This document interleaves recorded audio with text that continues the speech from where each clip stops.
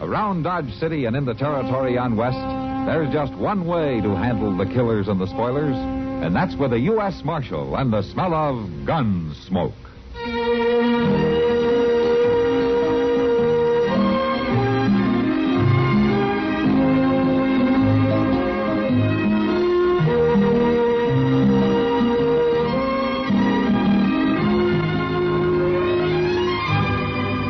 Gunsmoke, starring William Conrad, the story of the violence that moved west with young America, and the story of a man who moved with it.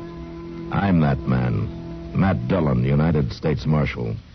The first man they look for and the last they want to meet. It's a chancy job, and it makes a man watchful and a little lonely.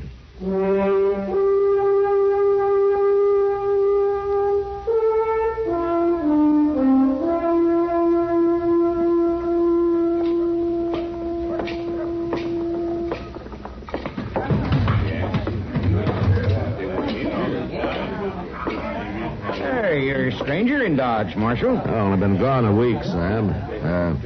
You got any rye left? Kitty over there has got the last bottle, Marshal. But I'll have some tomorrow when the Santa Fe gets in. Good. Meanwhile, I'll see if I can talk Kitty out of a drink. Sure.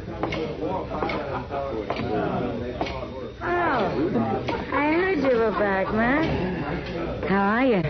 You, saving that bottle for me, Kitty? Oh, you know I never drink rye. Thanks. Well, here's to you. Thank you.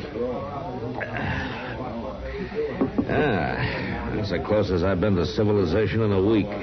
Did you find what you're after? Yeah, I found him, all right. Say, what's that stuff you're drinking? Oh, this? Yeah. Oh, here. I keep the bottle on the floor. Looks better. Let me see it. Professor Bone's Wonder Medicine? Celebrated vegetable pulmonic detergent. Yeah. Well, I hope it tastes better than it reads. Oh, it tastes fine, Matt. It makes you feel fine, too. Essential oil of worm seed, a new and valuable curative. Yeah. Professor Bone, Ph.D. and Pulmist, Professor of Practical and Medical Botany, Natural and Civil History. Oh, well, that makes sense. Kitty, where in the world did you get hold of this? Oh, everybody's taking it, Matt. Oh, I forgot you were away when Professor Bone arrived. Well, you're right. You mean he's here in Dodge? Oh, sure. He came last Thursday.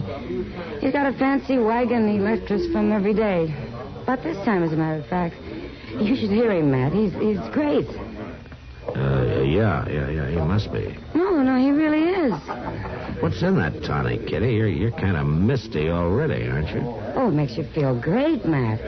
Try some. Here. No, thanks. I don't need any worm seed oil. Liquor does me all the harm I need. You'll buy some. Once you've heard him talk. He's awful smart, Matt. Yeah, well, he must be. He's a professor. It says so on the bottle there. Oh, I don't care if he's a professor or not. He makes wonderful tonic. Yeah, I can see that he does. Oh, Matt. Yes, Matt. I'm glad you're back. You come with me. Hello, Doc. Sit down. No, you come with me outside. I want you to see this spectacle. What are you talking about? This red-nosed old scarecrow, Lute Bone. He ought to be tarred and feathered, that's what. Oh, now, Look, Doc. right there. There's a bottle of it. Kitty, is that yours? Well, it's good, Doc. It's real good. I'm going to smash this in the street. Oh, no, And if I find you drinking any more of this, I'll paddle you. That's what I'll do. Really? You see what it does to people? Come on, Matt. Look here, Doc. I might as well find out what this is all about. You will excuse us, won't you, Kitty? You, not Doc. I mean what I said, Kitty. Oh, boy. Come on, let's go, Doc. Yes, all right. Oh, Kitty. There's his wagon. And look at that crowd of fools. What's so wrong with that, Doc? I'll tell you later. First, I want you to hear him talk. The man's demented, that's what. And he's dangerous, Matt. He's deadly dangerous.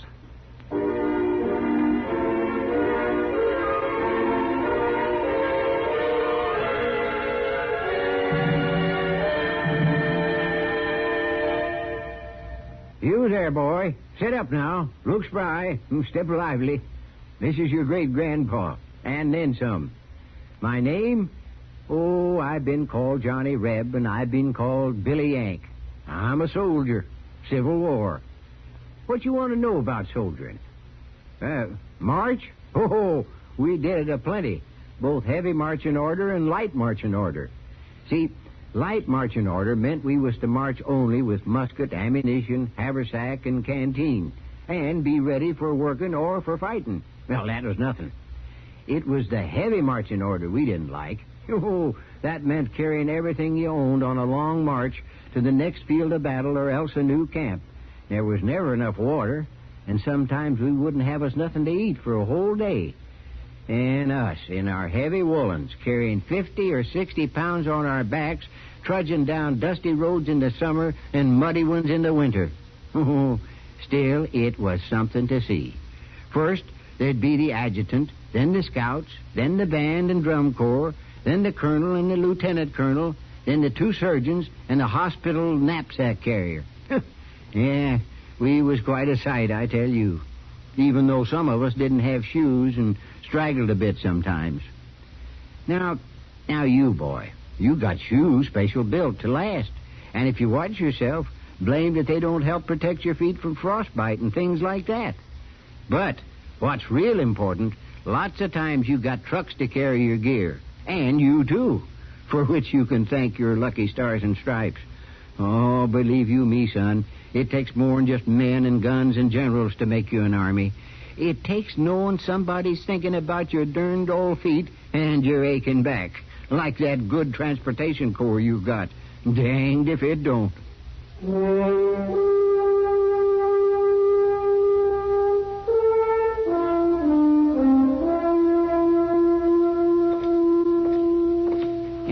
There he is, Matt. See? Yes.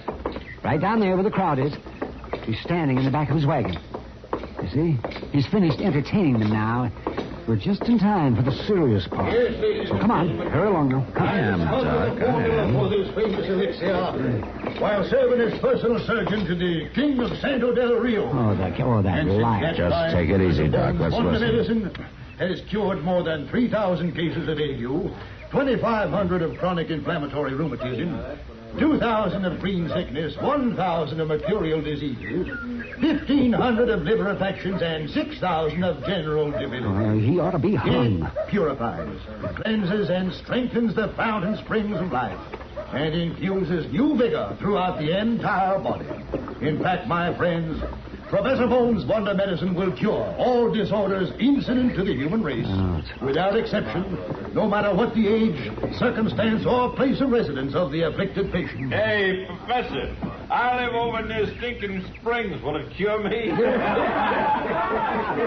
You are drunk. Quite a day ever since I was weaned, Professor. I pity you, my friend. Professor, when I was 12, I got drunk and went to sleep in a hackberry tree. I never did find out how I got down.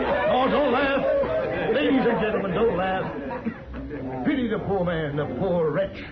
Whiskey has him crushed in its foul trap. His eyes rheumy, his brains awash, his manhood's gone. Now, you shut up. Whiskey, I tell you, whiskey did it. Now, any more talk about me, and I'll put a bullet in you, Professor. Evil man, drunken specter. I'm telling you no more. No more. That's right. Now, ladies and gentlemen, about to appear on the wagon beside me is a man you all know and respect. One of your finest and most worthy citizens. A man whose very presence contributes mightily to the progress of your fair town. A man whose soul is pure, but whose body has been the host of 5 separate diseases, any one of which would soon have been fatal. But now he is saved. 3 bottles of Professor Bone's Wonder Medicine has done it. And here he is to tell you of this miraculous cure in his own words. Step forward, sir, and speak.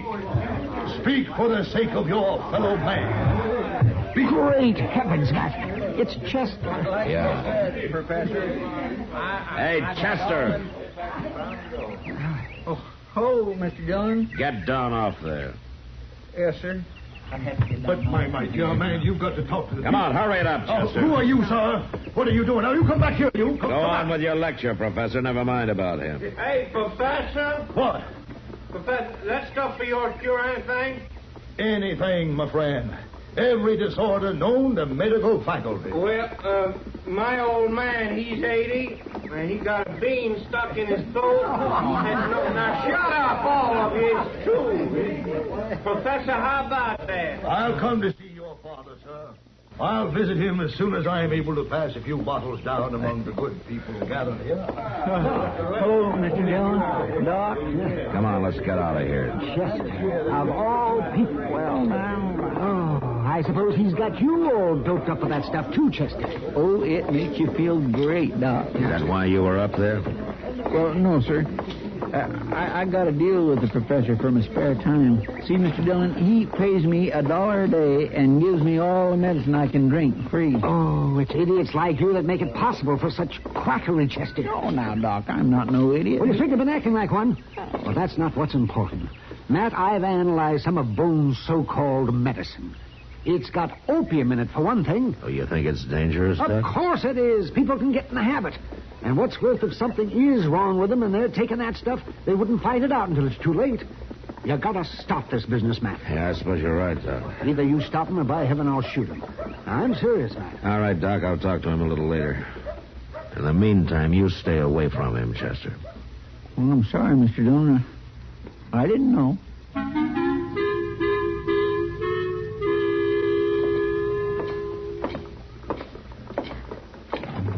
Liquor, gentlemen, inflames the blood, causes dropsy and gout, unhappy wives, empty larders, naked children, lost cows, leaky roofs, bloody noses, broken shins, flat purses, and bad reputation. Oh, That's enough of that, Professor. Now get out of here before I break a bottle of good whiskey over your head. You're a destroyer of men, agent of the devil. Shut up. Nobody's going to preach against liquor in this place.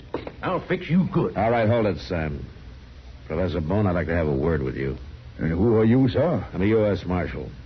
Now, let's sit over at that table over there, huh? Come on. I am at your service, Marshal.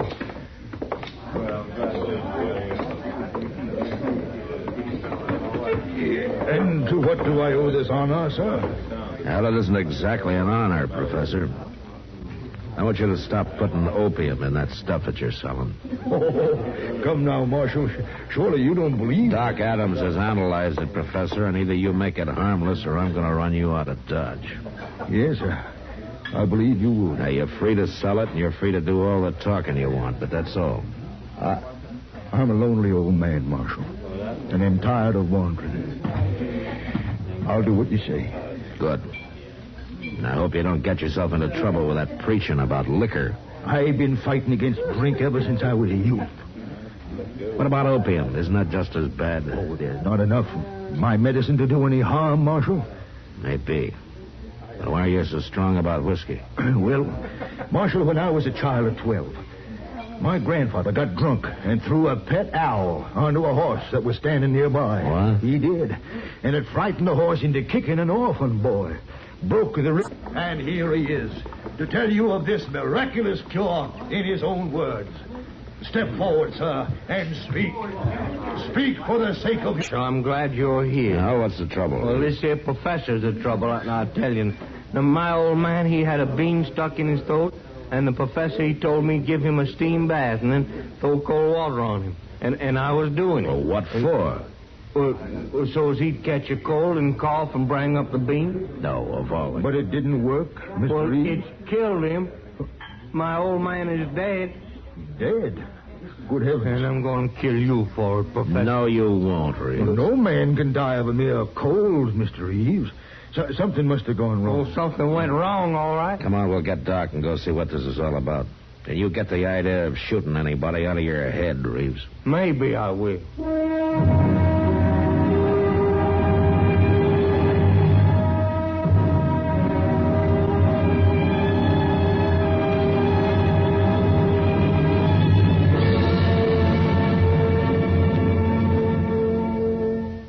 Another visit with Joe and Daphne Forsythe.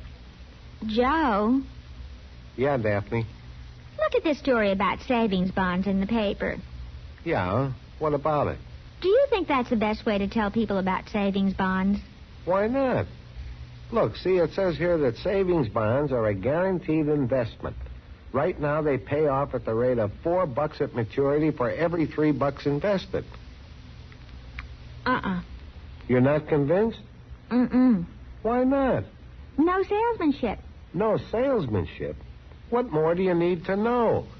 Why, right now, more than 8 million Americans are buying saving bonds regularly through the payroll savings plan. So? So what?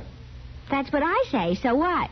Now, look, Daphne, if millions of Americans are convinced that saving bonds are their best investment, not only financially, but for the future of their country, what the heck is bothering you? Well, I think they could sell a lot more with salesmanship. You know, slogans and jingles. Listen, if you're spending more and saving less, try a savings bond. Oh, boy. Or maybe savings bond pay good, like an investment should. Daphne. You get a lot to like in a savings bond. Interest, earnings guaranteed. Wow. Well, did I sell you? Yeah, but I forgot what it was you were selling. Savings bond. I'll take 100. Oh, Joe.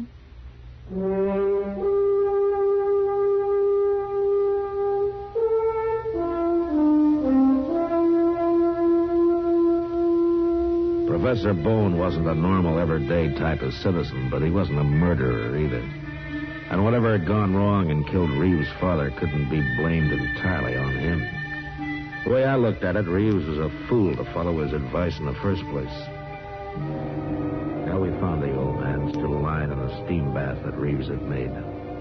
All he'd done was to dig a big hole in the ground with a fire pit in the middle and then stretch some canvas across the top for a roof. Doc climbed down into it. After a few minutes, he came back out again. Well, Reeves, all I can figure is your father died of a heart attack. Well, I don't believe that, Doc. You were strong as a bull, that old man. I know, but I don't think there's nothing else that could have caused it. How long did you have him in there, Reeves? Oh, maybe a half hour, Marshal. He was just having a fine time when I left him. He poured a whole bottle of vinegar on them rocks, and I just went up to the house to get him some more. Vinegar? Well, sure. Professor here says it helped make him sweat. Wait a minute. What's wrong? It's the vinegar that killed him, Reeves. But how do you mean? That's limestone you used in there, well, isn't it? Sure, limestone. All right. Now, you put vinegar on hot limestone, and it'll make carbonic acid gas. Well, and that's what suffocated your old man. Well, I didn't tell you to use limestone, Mr. Reeves. You can't blame me for that. No. But the vinegar was your idea, Professor. I still say you murdered him. Now, wait a minute, Reeves. You're not being sensible. This thing was an accident, that's all. I am not a murderer. I never hurt anybody in my life. You don't even know what you do, you old buzzard. Selling that slop of yours loaded with narcotics. Did you tell him to stop that, Matt? Yes, he said he would. My medicine is as pure as the dew, James. Pure as dew. I'm going to analyze it every day you're here, and I hope that won't be much longer. I'm a lonely old man, sir. And the only home I have is my wagon. Well, then go live in it, but somewhere else. You've caused enough trouble around here. But am I to be banished from the face of the earth? Am I not a man like any other man? Do you think I have no heart, no feelings, no soul? Oh, why don't you shut up and get out of here, Professor? I want to bury my daddy. I would gladly help you in that task, Mr. Reeves. Oh, no. No, sir, not you. Not by a long sight. You are unkind, sir. Gentlemen, I take my leave of you. Good day. For some reason, the three of us stood there in silence and watched Professor Bone walk away. He stopped once and glanced back at us for a moment, then he went on. Later, when we got back to Front Street, his wagon was gone, and we figured that probably that was the last we'd ever see of him. Dodge was fairly quiet that night, and when somebody reported seeing a fire of some kind out on the prairie, I decided I might as well ride out and have a look. Well, there's no flames left, Mr. Dillon. It must be all burnt out. I don't remember a house of any kind around here. I wonder what it was. Maybe just a prairie fire that didn't really get started. Wait a minute, there's something, Chester, over there, see? Oh, that's right. I can see a few coals.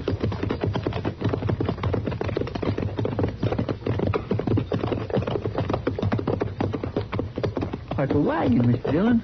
All burnt up. It's Professor Bones' wagon, Chester.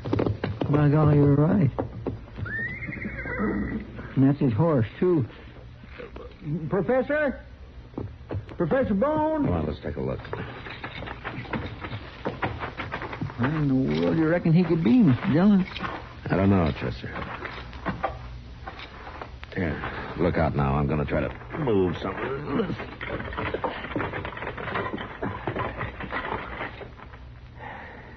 Oh, my.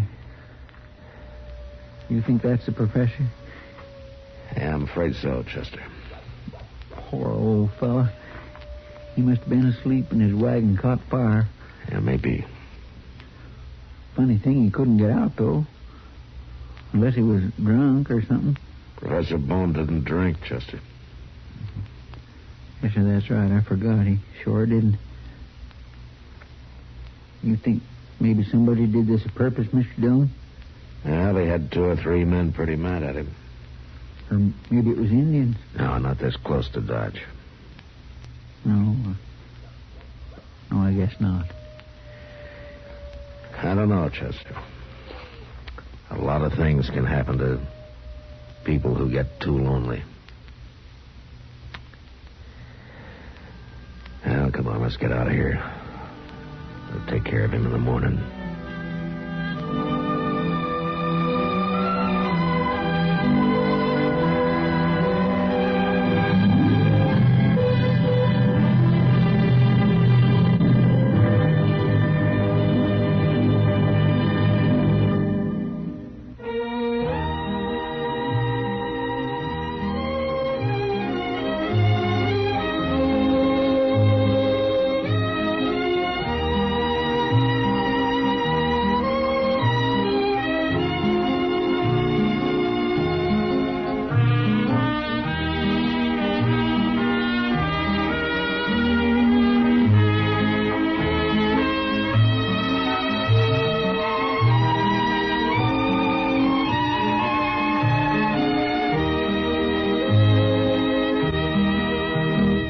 Gunsmoke. Produced and directed by Norman Macdonnell, stars William Conrad as Matt Dillon, U.S. Marshal. The music was composed and conducted by Rex Corey.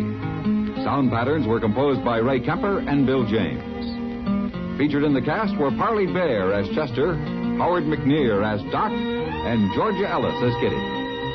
George Walsh speaking. Join us again next week for another story of the western frontier of America in the 1870s on Gunsmoke. This is the United States Armed Forces Radio and Television Service.